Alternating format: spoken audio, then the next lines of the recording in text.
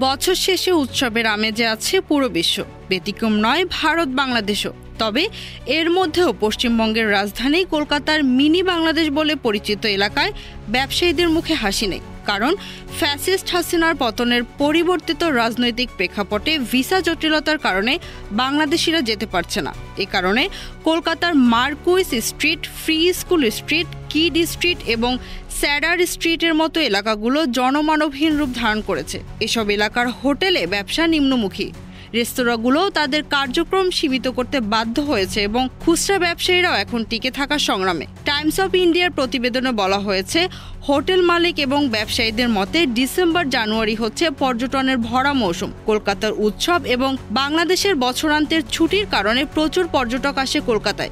কিন্তু এবার ডিসেম্বর শেষ হয়ে গেলেও সেরকম কোনো লক্ষণ দেখা যাচ্ছে না। পরিস্থিতি এতটাই খারাপ যে কলকাতার অনেক হোটেলের পুরো ফ্লোরই বন্ধ করে দিয়েছে রক্ষণাবেক্ষণ খরচ কমানোর জন্য। পর্যটকের অনুপস্থিতিতে স্থানীয় খুচরা এবং খাদ্য শিল্পের উপরও প্রভাব ফেলেছে। বাংলাদেশি ক্রেতাদের উপর নির্ভরশীল দোকানগুলোতে বিক্রি কমে যাওয়ার কথা বলেও জানিয়েছে প্রতিবেদনে।